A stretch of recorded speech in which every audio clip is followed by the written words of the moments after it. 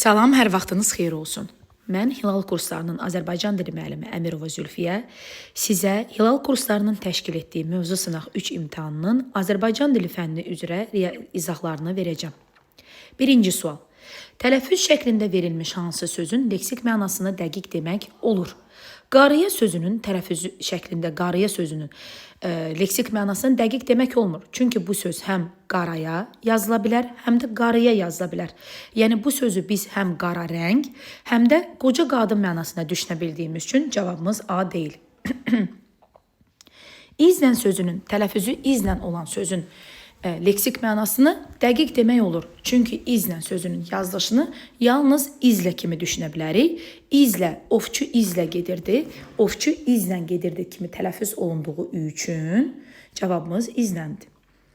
Darıya sözünün leksik mənasını dəqiq demək olmur. Çünki bu tələffüz formasında verilmiş sözdə həm daraya, həm də darıya yazıldığı üçün sözün leksik mənasını iki cür düşünmək olar. Qapıya sözünün də leksik mənasını biz iki cür düşünə bilərik. Həm qapı mənasında qapıya baxmağı tutaq ki, bir də qapaya, yəni bağlaya. Burada da iki cür leksik məna düşünə bildiyimiz üçün cavabımız D deyil. E bəndi də bacıya, bir var bacı mənasında bacıya, bir də var baca, evin damın bacası. Orada tələffüzü bacıya olduğu üçün bu sözün də leksik mənasını dəqiq deyə bilmərik. Ona görə də cavabımız B bəndidir. İkinci sual. Bulamaq və oxşamaq sözlərinin hər ikisinə aid uyğunluğu müəyyən edin. Bulamaq, oxşamaq amonim sözlərdir. Bəli, doğrudur. Hər ikisi amonim sözdür. Bulamaq bir mənası çirkləndirmək, digər mənası fırlatmaq, tərpətmək mənasındadır. Oxşamaq bir mənası bənzəmək, digər mənası isə əzizləmək mənasını verir. Sinonimləri var. Bəli, hər ikisinin də elə izahı özlərinin sinonim olduğu üçün bu da doğrudur. Cingiltili samitlə başlayıb kar samitlə bitir. Bu yanlışdır. Çünki bulamaq sözü b samiti ilə başlayır, x samiti ilə tələffüzdə bitir. Bu cingiltili samitlə başlayıb kar samitlə bitir. Oxşamaq sözü isə saitlə başlayıb samitlə bitdiyi üçün bu sözü götürə bilmərik. Yəni bu fikir doğru deyil. Sözlərin yazılışı və deyilişi arasında fərq yoxdur. Əlbəttə bu da yanlışdır. Çünki sözlərin yazılışları və deyilişləri arasında fərq var. Hər ikisinin sonundakı q samitini biz x kimi tələffüz edirik. Məna tayları eyni nitq hissəsinə aid amonimlərdir. Bu doğrudur. Həm bulamaq, həm oxşamağın məna tayları feildir. Cavabımız olur bizim burada uyğunluğu müəyyən edin dediyi üçün. Doğru da doğru fikirləri, yanlışda da yanlış fikir götürəcəyik. Cavabımız olacaq 1, 2 və 4. Üçüncü sual. Cümlələrdən birində fərqləndirilmiş söz səhv yazılıb. Mərhum yazıçının əsərləri indi də sevilərək oxunur. Burada mərhum sözü vəfat etmiş deməkdir. Yəni vəfat edən yazıçının əsərləri indi də sevilərək oxunur. Bu doğrudur. Paronim sözdür. Aydan özünə həsir çanta aldı. Burada da həsir sözünü düzgün yazıblar. Həsir burada material növüdür. Əski zamanlarda bir şah yaşarmış. Əski sözündəki k samitini doğru yazıblar. Yəni bu köhnə qədim deməkdir, keçmiş deməkdir. Bu da doğrudur. Yeni ailə quran gənclərin nigah mərasiminə getdik. Bu səhvdir. Çünki nigah sözü burada g ilə yox, k ilə yazılmalıydı. Kəbin, izdivac, nikah k samiti ilə yazılır. Nigah g ilə yazılan isə baxış, nəzər deməkdir. Bu sözlərin hamısı paronim sözlərdir. Anam stolun üstündə təzə süfrə saldı. Burada da süfrə örtük mənasını verdiyi üçün doğru yazılmışdır. Cavab D bəndi. Dördüncü sual. Dərinlik sözünün tələffüzündə olan hansı cəhət müalicə sözündə yoxdur? İlk öncə bu sözlərin tələffüzünü yazmalıyıq. Dərinlik sözünün tələffüzü dərinlik kimi tələffüz olunur. Müalicə sözünün isə tələffüzü dəyişmədiyi üçün elə müalicə olaraq tələffüz olunur. Dilönü saitlər incə saitlərdir. Dilönü saitin işlənməsinə hər iki sözlə rast gəlirik. Burun samitinin olmasına hər iki sözlə rast gəlirik. Samit qoşalığına isə dərinlik sözündə rast gəlirik. Müalicə sözündə isə rast gəlmirik. Dar saitin işlənməsi, yəni qapalı sait həm dərinlik, həm müalicə sözünün ikisində də var. Açıq heyecanın olması da heycəyə biz sözün yazılışına baxırıq. Dərin və lik. Burada da açıq heycə var. Açıq heycə saitlə bitən heycadır. Müalicə sözündə də müalicə. Zaten hamısı açıq heycə olduğu üçün, saitlə bitdiyi üçün deməli bu da ortaq xüsusiyyətdir. Cavab C bəndi. 5-ci sual. Sözlərdən birində tələffüz boşluğuna q səsi əlavə etmək olmaz. Məntiq elmi burada q yazılacaq. Çünki məntiq sözündən sonra sait gəldiyi üçün buradakı q samitinin tələffüzü dəyişmir. Miqdar sözündə də q yazılacaq. Çünki q-dan sonra cingiltili samit gəldiyi üçün burada da q samitinin tələffüzü dəyişmir. Sadiq insan, burada da sadiq sözündə q samiti gəldiyi üçün ondan sonra sait gəlir və onun tələffüzü dəyişmir. Təksir sözündə isə q ilə yazılır. Ondan sonra kar samit gəldiyi üçün tələffüzümüz bizim k olmalıdır. Təksir. Cavab D bəndidir.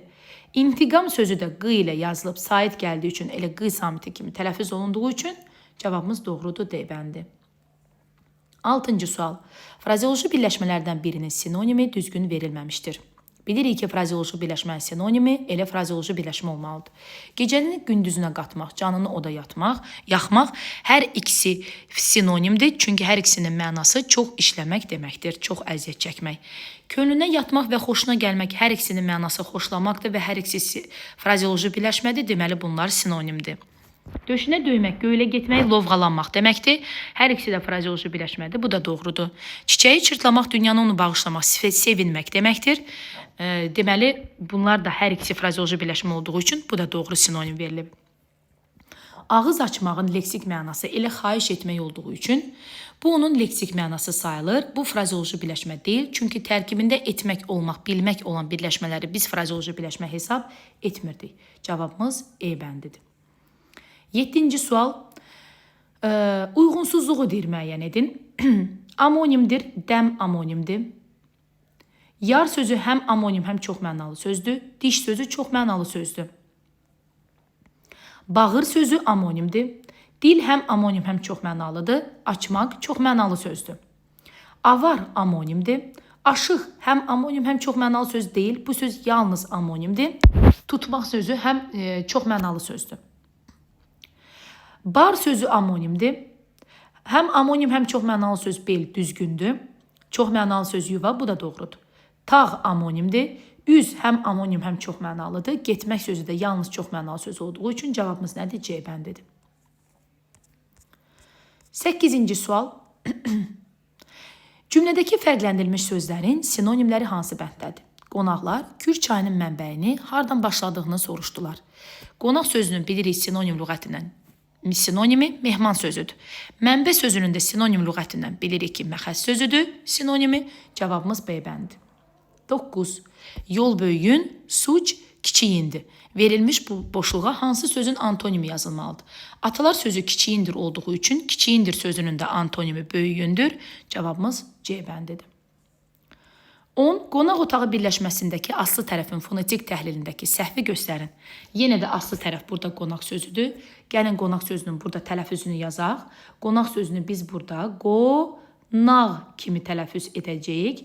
Çünki ondan sonra otaq saitlə başlanan söz gəlmişdir. Sözdə burun samiti işlənmişdir. Bəli, en samiti burun samiti doğrudur. Ahəng qanuna tabi olduğu da doğrudur. Çünki söz yalnız dil arxası saitlərdən ibarətdir. Həm dodaqlanan, həm dodaqlanmayan sait var. Bəli, o dodaqlanır, a dodaqlanmır. Cingiltili samitlə başlayır, kar samitlə bitir. Əlbəttə ki, bu səhvdir. Çünki qonaq sözü ğı samiti ilə bitir. Bu da cingiltili samitdir. Cingiltili samitlərdən birinin qarşılığı yoxdur. En samitinin qarşılığı olmadığı üçün cavabımız D doğrudur. 11-ci sual. Uyğunluğu müəyyən edin. Çox mənalı söz sinonim və amonimlərə aid fikirləri seçmək lazımdır. Yersiz təkrarın qarşısını alır, bilirik ki, sinonimlər. Həm eyni, həm də müxtəlif nitq hissəsinə aid olur, bilirik ki, amonimlərdir. Çünki həm çox mənalı, həm sinonim sözlər mütləq eyni nitq hissəsinə aid olmalıdır. Deyilişi ilə yazılışı eyni, mənaca fərqli sözlərdir. Bu, əlbəttə ki, amonimlərə yenə də aiddir. Çünki onların mənaları tamam fərqli olur, yazılışı, deyilişi isə eyni olur. Eyni leksik məna ilə bağlı bir neçə əlavə məna bildirir. Əlbəttə ki, bu da çox mənalı sözlərə aiddir. İnsanın başı, kəndin başı. Burada baş sözünün leksik mənası eynidir. Lakin bir neçə əlavə, yəni məcazi məna ifadə etdiyi üçün burada baş sözü çox mənalı sözdür. Deməli, 1-ə biz götürəcəyik D, 2-yə A, 3-ə B, C. Cavabımız A bəndidir. 12. Məna tayları sifət və feil olan amonimlər hansı variantdadır? Çaş sözünün amonim məna tayları sifət və feildir. Sıx sözünün məna tayları, bəli, sıx, necə sıx, sifət və feil kimi, sıxmaq feili kimi işlənir. Acı sözü də acı, dili ağzı yandırıcı və acımaq, yazığı gəlmək feil kimi işləndiyi üçün cavabımız A-dır. Baxaq niyə digər variantlar deyil. Mürəkkəb sözü isim və sifətdir. Əqrəb sözü isimdir. Hava sözü isimdir. Ona görə cavabımız B deyil. C bəndində boz sözü amonim söz deyil. Bu yalnız sifətdir. Ona görə cavabımız C-də deyil. Çat sözü həm isim, həm də feildir. Don sözü isim və feildir. D bəndində qaz sözü isim və feildir. Ona görə cavabımız D-də deyil.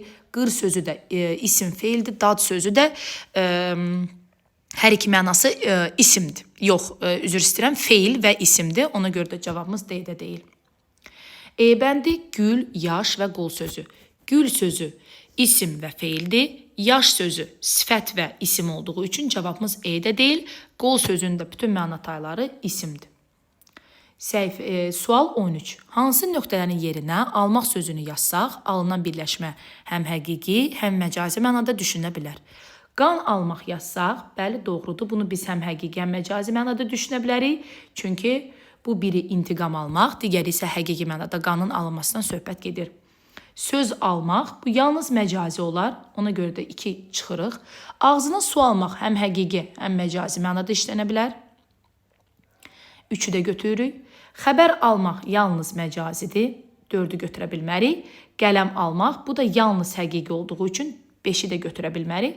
Cavabımız 1, 3, B bəndi olacaq. 14. Hansı sözdə nöqtələrin yerinə bir-biri ilə qarşılıq, yəni kar cingiltili təşkil edən samitlər yazmaqla yeni söz yaratmaq olmaz.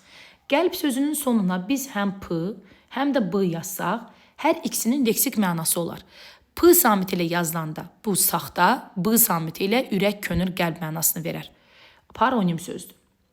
Atlas sözünün sonuna biz S da yaza bilərik, Z da yaza bilərik. S olanda bu xəritə olacaq, Z olanda parça olacaq. Burada da 2 dənə fərqli leksik mənalı söz yarandı. Bəyaz sözünün sonuna biz ancaq Z yaza bilərik. Çünki bu söz paronim söz olsa da burada saitin dəyişməyindən paronimlər yaranır. Yəni bayaz sözü ilə qarışdırmayaq, sonları eyni olur. Burada saitlər fərqli olduğu üçün cavabımız C-dir. Çünki bəyazın başqa leksik mənası, yəni biz bura S yazsaq, burada bir fərqli leksik mənalı yeni bir söz yaranmaz. Sənət sözünün sonuna da T, sonuna da D yazsaq, sənət və sənət, burada da yeni sözlər yaranır. Sənət peşə, D isə vəsiqə, şəxsiyyəti təsdiq edən sənəd olduğu üçün bu da deyil. Servis sözünün sonuna da biz S və Z yaza bilərik. S ilə yazılan yeni bir söz xidmət, Z ilə yazılan da qab-qacaq dəsti servis olduğu üçün cavabımız E-də deyil. Cavabımız C bəndi. 15-ci sual. Hansı sözə saitlə başlanan şəkil artırsaq, Q-y əvəzlənməsi baş verməz. Külək sözünə i artırsaq, küləyi baş verdi. Kəklik sözünə ə artırsaq, kəkliyə baş verdi. Mübarək sözünə mübarəkə qonaqlar gəlmişdi, qohumlar gəlmişdi. Burada gördüyünüz kimi dəyişmir. Cavabımız C-dir. Çörəyi dəyişdi, köynəyi dəyişdi. Cavab C bəndi. Cədvələ əsasən səhvi müəyyən edin. Yalnız termin kimi işlənə bilir, həm termin, həm ümmüştək sözdür. Relief sözü yalnız termin kimidir, xəbər həm termin, həm ümmüştəkdir, doğrudur. Fonetika yalnız termindir, zərf həm termin, həm ümmüştəkdir. Təşbih yalnız termindir, enerji həm termin, həm ümmüştəkdir. Tangiz yalnız termindir, surət həm termin, həm ümmüştəkdir. Bağlayıcı sözü termin deyil, yalnız termin deyil. Bu həm termin, həm ümmüştəkdir. Bunu səhvxanaya yazıblar. Metafor sözü isə yalnız termin olduğu üçün, daha doğrusu bunu da səhv yazıblar. Bu xanaya bunların yeri dəyişməliydi. Metafor burada, bağlayıcısı isə burada yazılmalıydı. Bağlayıcı sözü, ona görə səhv burada bu cədvəldə E bəndidir. 17. Sözlərdən birinin leksik mənası valeh edici, heyran edici, füsun deməkdir. Elə bu sözün mənası füsunkardır. İzahlı lüğətimizdə bu sözlərin mənası var. Füsunkar sözü valeh edici və heyran edici deməkdir. 18. Hansı variantda nöqtənin yerinə həm də sözü yazılsa, alınmış fikir yanlış olar.